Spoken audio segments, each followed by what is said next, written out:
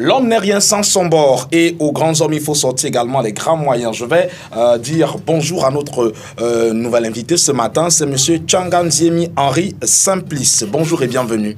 Bonjour, monsieur le journaliste. Alors, j'ai sorti mon bord ce matin, vous demanderez pourquoi. Eh bien, parce que vous présentez relève simplement de donner du crédit même aux offres que vous allez présenter tout à l'heure à nos amis téléspectateurs. Parce qu'il faut le dire, vous êtes consultant réglementaire en immigration canadienne et membre du conseil de réglementation des consultants en immigration du Canada. Vous êtes également cumulativement avec des fonctions de commissaire à l'assermentation pour le Québec et l'extérieur du Québec. La précision en vaut la peine ce matin.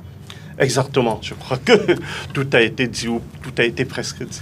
Bon, maintenant, vous saurez que vous êtes à la bonne adresse. Pourquoi? Parce qu'il y a un problème fondamental. Beaucoup voudraient aller étudier au Canada, mais à un moment donné, on prend un peu de recul, on se dit, c'est les affaires des bobos, c'est les affaires de ceux qui ont l'argent. Est-ce que ce mythe-là peut être cassé ce matin? Le mythe peut être cassé si la réalité veut que le mythe soit cassé. Et je crois que la réalité va dans ce sens-là.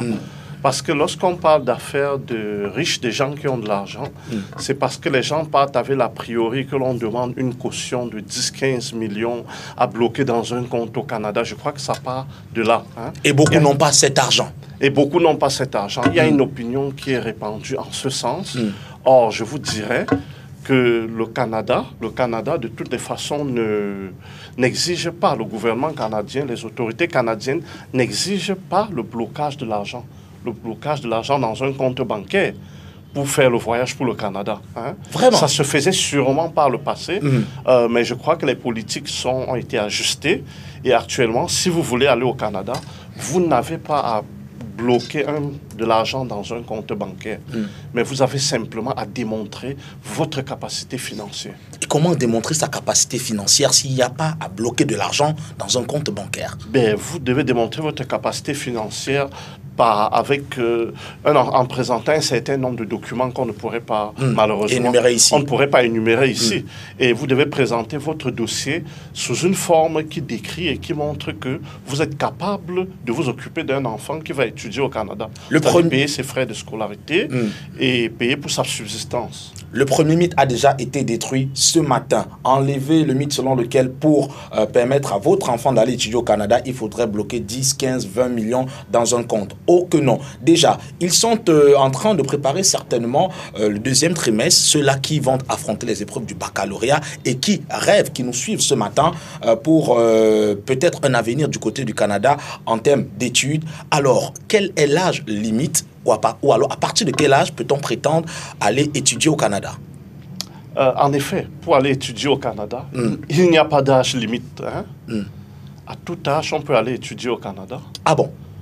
Oui. 18 ans, 25 ans, 45 ans. 15 ans, on peut aller étudier au Canada. On a eu le bac trop jeune. Il y a sûrement un parrain, mais quel que soit l'âge que vous avez, et vous avez le diplôme qu'il faut, vous pouvez aller étudier dans l'école qu'il faut.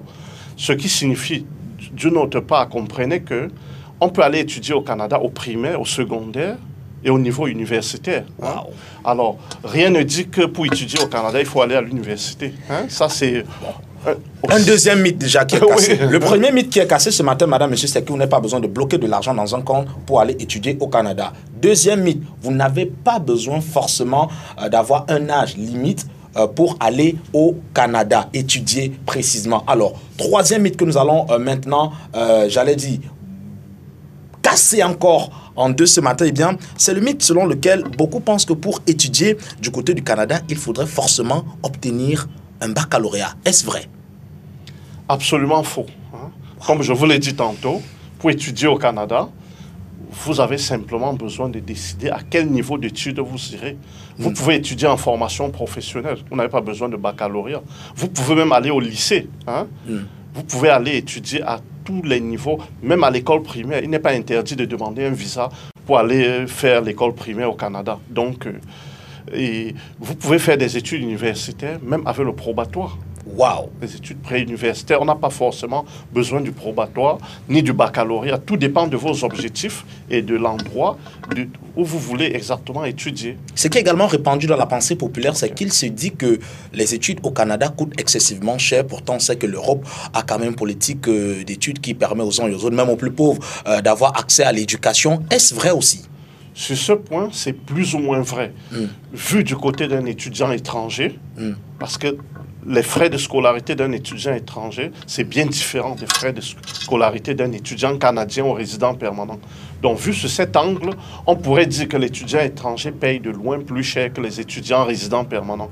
Mais cependant, il faut comprendre que, oui, des frais de scolarité peuvent être de 8 millions, 10 millions et même plus. Hein, mais il y a des possibilités d'avoir des bourses d'exemption.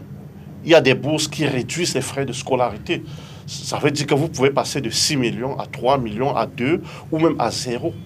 Il y a des possibilités. De nombreuses universités, le Canada est un pays ouvert et très social.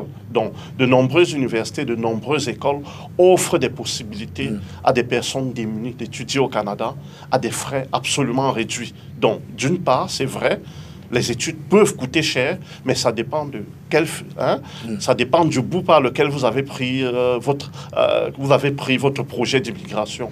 Alors, votre background que j'ai sommairement énuméré tout à l'heure vous permet quand même d'avoir assez de recul et surtout l'expertise nécessaire pour orienter efficacement les étudiants.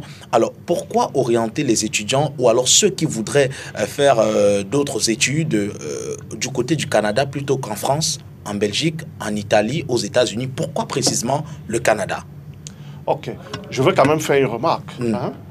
Immigration Efficace Canada, qui est une compagnie canadienne, au Cameroun, qui est représenté par Immigration Efficace, établissement Immigration Efficace, fait dans les voyages pour tous les pays, pour la plupart, pour de nombreux pays. Nous conseillons les étudiants pour de nombreux pays. Il n'y a pas que le Canada, mais force est de constater que le Canada a un avantage certain.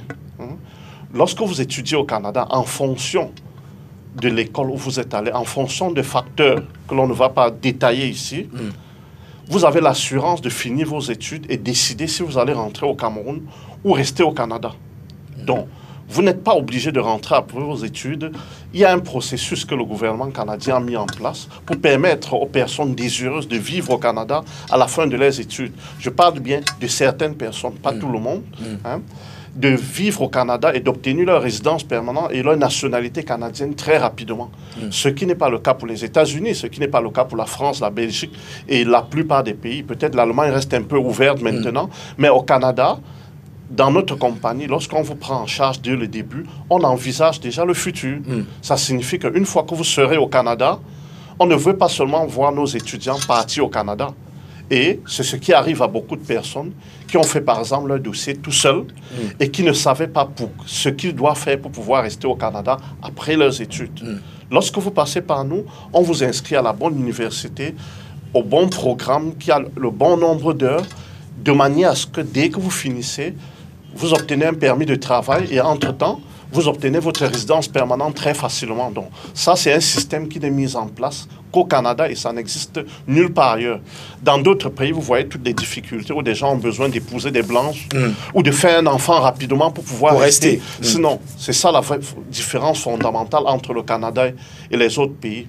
Hormis que c'est un pays qui vous développe un bilinguisme parfait, de manière que si vous êtes francophone, vous pouvez devenir bilingue tout de suite. Ailleurs, ce n'est pas quelque chose de courant. Alors, on va se séparer dans un instant, mais j'aimerais que vous puissiez regarder votre caméra et que vous puissiez donner un conseil à tous ces parents, à tous ces élèves, à tous ceux-là même qui rêvent de se refaire une nouvelle vie, peut-être ailleurs, sous un autre ciel. Est-ce que le Canada est la destination idoine? Si oui, pourquoi? Un conseil très objectif. Je dirais d'abord que le Canada n'est pas fait pour tout le monde, que ce soit pour les étudiants ou les travailleurs. Nous faisons toutes les procédures. Mais avant de décider d'aller au Canada, il faut avoir un objectif très précis. Vous allez au Canada parce que vous voulez faire une formation de qualité. D'accord, hein? Vous allez au Canada. quelquefois, ce n'est pas utile d'y aller en fonction de ce que l'on fait déjà au Cameroun. Hein. Donc, c'est certain, je demande aux parents, avant de faire un projet, prenez le temps de vous faire conseiller par un consultant réglementaire, par un expert, qui vous dira exactement si c'est le Canada qui si à vos objectifs. Parce que plusieurs personnes vont, par exemple, au Canada, ils veulent faire médecine tout de suite. Mais c'est une fois sur le terrain qu'ils comprennent la difficulté d'étudier en médecine.